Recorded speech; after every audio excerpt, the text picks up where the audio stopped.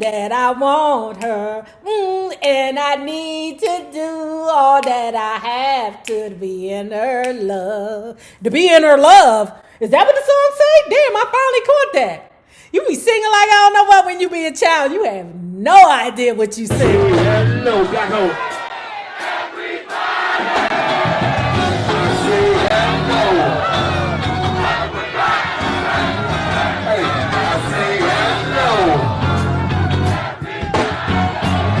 See this brother winning, man. Hey, hey, look, it is a win, baby. It is a win, baby. It is a win, baby. Well, hello there, lovebirds. Hello there. If you have not already done so, please remember to like, share to Facebook, subscribe, and visit uptopbeauty.com. And if you are not already a part of our book club, please hit the Patreon link below and or the join button here on the YouTube. Now, let's continue talking about Miss Mariah Carey, the meaning of Mariah Carey. In the first grade, I had a best friend named Becky. She was cute and sweet and looked just like the Strawberry Shortcake cartoon to me. She had big blue eyes, smooth strawberry blonde hair that was naturally sun-kissed and hung perfectly straight down like heavy drapes, and reddish freckles sprinkled across her whipped cream-colored cheeks. In my mind, she looked like what little girls were supposed to look like. She looked like the little girls who were adored and protected, like the little girl my mother might have had with a man her mother would have approved of. One Sunday, our mother made arrangements for Becky and me to have a play day at my house. I was delighted because Becky and I really had fun together. When Sunday finally arrived, my mother picked up Becky in whatever ragtag car she was driving at the time, and we headed to my father's house.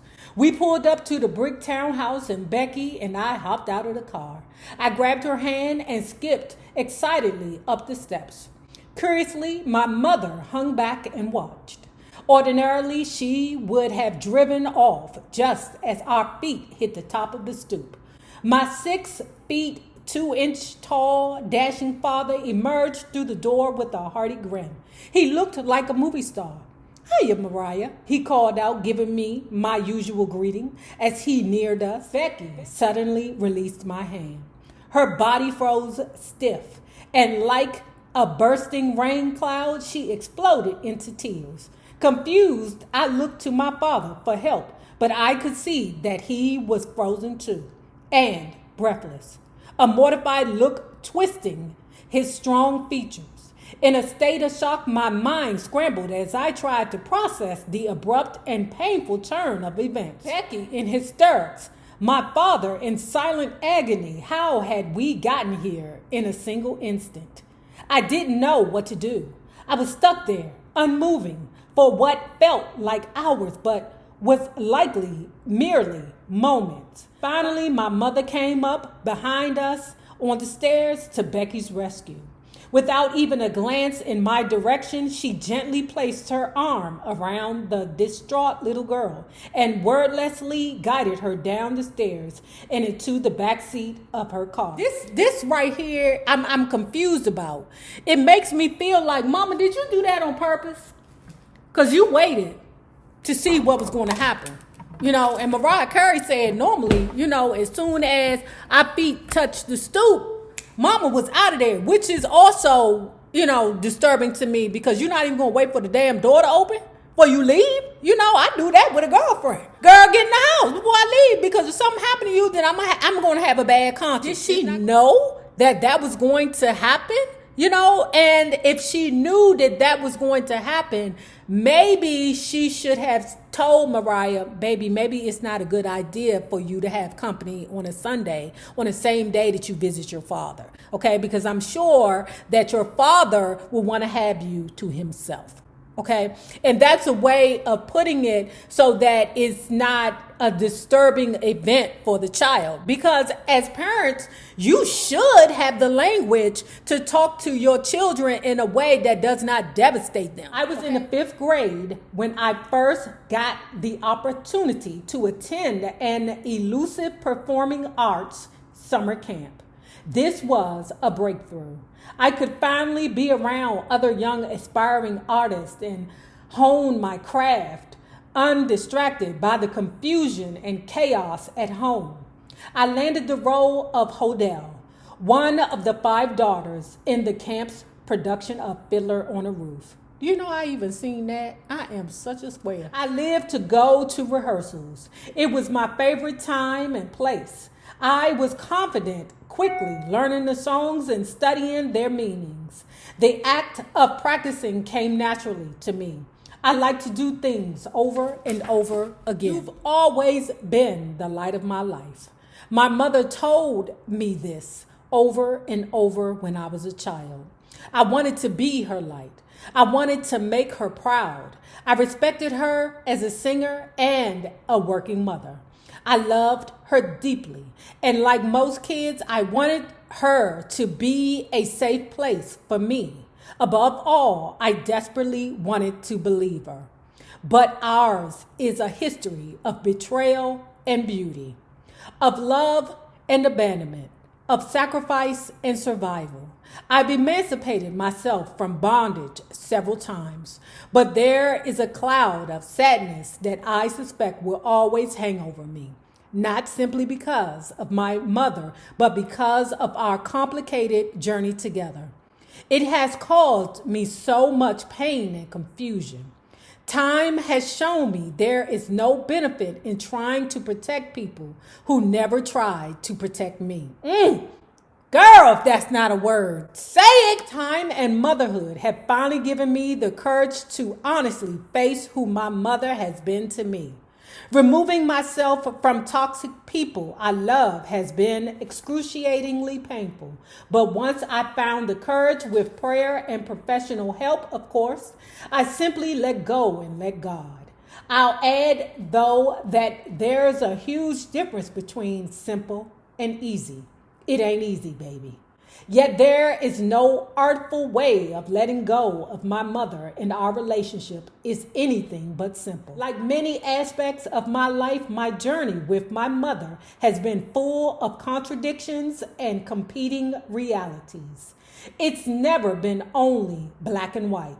It's been a whole rainbow of emotions. Our relationship is a prickly rope of pride, pain, shame, gratitude, jealousy, admiration, and disappointment. Even after all this time, a part of me fantasizes that one of these days my mother would transform into one of the caring mothers I saw on TV as a child, like Carol Brady or Claire Huxtable. That she will suddenly ask me, "Honey, how was your day?" before she gives me a report on her dog or her bird or asks me to pay for something or do something. To a certain extent, I know how my mother became who she is. Her mother certainly didn't understand her, and her father never had a chance to know her. He died while her mother was pregnant with her. She was one of 3 children raised by a widowed Irish Catholic woman. My mother was known as the dark one because her hair wasn't blonde and her eyes were a mix of brown and green, not pure blue like her brothers and sisters. Blue eyes were a symbol of the purity of whiteness, and being of 100% pure Irish descent was central to her mother's entire identity. I did not know that there was colorism within white America, or whites, period. I never knew that. I'm learning this. Now, you know that Irish is the whitest of all whites. The whitest. I had one of them before, child. Okay. He had red pubes. That was funny. But it kind of grossed me out because he didn't, like, shave them, you know? And then when I got up, you know, and washed myself, I was, what the fuck is all this red, long pieces of string down there? What the fuck is this? You know what? I take it back. He was actually Irish and, was it Irish and Haitian? but he looked more white than anything, right? He was like a Mariah Carey. My mother grew up in the 1940s and 1950s in Springfield, Illinois. She made me privy to the hierarchy of racism in their white community. Ironically, even among her beloved Irish, there was a social caste system that divided the lace curtain Irish from the shanty Irish. The lace curtain Irish were pure, well off, respectable, and properly placed in society. Think of the Kennedys, while the shanty Irish were characterized as dirty, poor, and ignorant.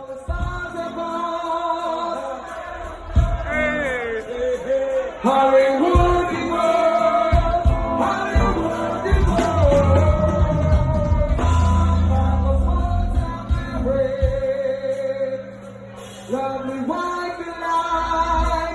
There was a critical and pitiful need in this system to have a host of others to look down on.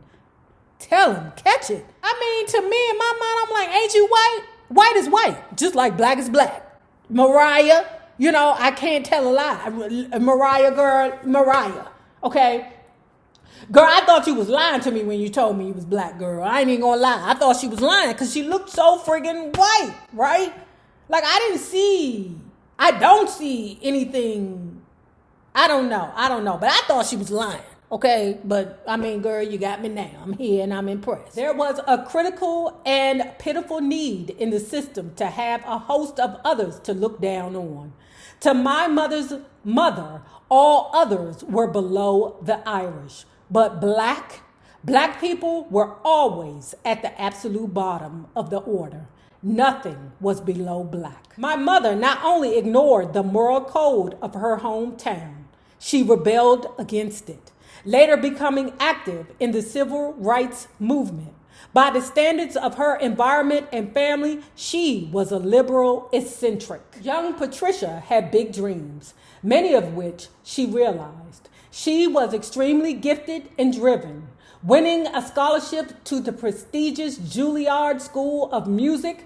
She would go on to sing with the New York City Opera, making her debut at Lincoln Center. My mother built an exciting, artsy, bohemian life in New York City. She was in the downtown scene and dated a diverse cast of men by whom her mother would have been mortified. Her pure Irish Catholic mother wouldn't approve of her dating anyone who wasn't lily white. An Italian guy who had been a problem, a Jewish man, a tragedy. My grandmother would have come completely undone if she knew my mother had a steamy affair with a rich, older Lebanese man named Francois, right before she fell in love with and married a man her mother could not even conceive of. This, to my grandmother and her community, was the worst thing her daughter could do to her and to the family lineage. Talking to a black man was considered a shame. Befriending one, an outrage. Carrying on with one, a major scandal. But marrying one, that was an abomination. It was the ultimate humiliation. My mother's marriage to my father was beyond betrayal to her mother. It was a high crime against her white heritage, punishable by excommunication. In 1977, my mother recorded an album she titled To Start Again. But by that time, she'd already had a troubled interracial marriage, 3 kids, a divorce, and 1 child still living with her, me. Did she think a record company would suddenly discover her? This is one of many miscalculations that as a child I observed my mother make and placed in a file labeled what not to do. Back in the day in DC, going downtown was a big thing. We'd have places like Garfinkel's, Heck's, Woody's, Gusini's downtown. We had a couple of places where we could shop downtown DC. Okay, that's over there by the Metro Center, right? which is a cesspool of rats. Okay, I don't know why y'all keep building snit down there. You ain't doing nothing but making the rats mad. That's why they jumping out at you in your office, because they keep building shits down there. Okay, but anyway, one day me and my mom was out together, right? And this particular event affected me forever. Okay, that's why I don't trust nobody. Okay, I don't trust them new niggas over there. Anyway, we're out together. I don't even know if my sister was born yet, right? But my mom had her purse. I'm with her. We're going school shopping, right? I think all we had to do was just buy some shoes because, like I said, I was in uniforms in private school, right? So we downtown buying shoes, right? She had like $200 in her purse. Not that she was going to spend all $200 on my shoes, but we were going shopping. This guy had came up and was like, pulling this ultra super scam. Hey, look, can I put my money in your purse? And then blah, blah, blah, and blah, blah, blah, right? My mother went for it. And I tried to discourage her. I was like, Mom, can I talk to you about it? Can we still buy my shoes? Blah, blah, blah. Because I already had like a strange feeling. I could sense danger. My mother, on the other hand, she had literally gotten conned because the guy had said to her, let's put all our money together, or you hold my money, something like that. I can't remember the specifics. All I knew was by the time my mother looked in her purse again, all her money was gone. From that point on, I don't trust you new niggas over there. Anyway, it was a lesson that she probably never encountered before in life. Okay, luckily I was there to see that lesson, so it was two of us that learned the lesson. And I don't trust none of you new niggas over there. Child, and let me tell you this, girl. One day, the grandmother said, okay, you can come on over here. Come on over here, okay? But don't bring them other kids, only bring the white one. Just bring the white one. Them darker ones, you can keep them wherever the hell they are.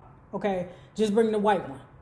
That would be Mariah. Time rolled by after my parents' divorce, and eventually my grandmother allowed my mother to visit her with her granddaughter, but only her youngest granddaughter, the white one. I was a 12-year-old little girl and didn't quite understand why she only invited me. Looking back, I suspect it was because I was blonde-ish and very fair for a mixed kid. What I do remember is that she was stiff and formal. She had stark white hair that she wore neatly away from her face with one big wave in the front. On her stern face, she wore black cat-eyed glasses. Her house was not warm, and there was no smell to the place. What? Your grandmama's house ain't smell like mothballs? Oh my God. That's how you know when you over your grandmother's house. When the damn house smell like mothballs, you can smell the damn mothballs coming down the street. I recall her coming into the quiet, sterile bedroom where I slept while I was there after my mother had put me to bed. She sat on the side of the bed in the dark and in a whisper taught me the Lord's Prayer. That's all I remember of that visit to see my grandmother.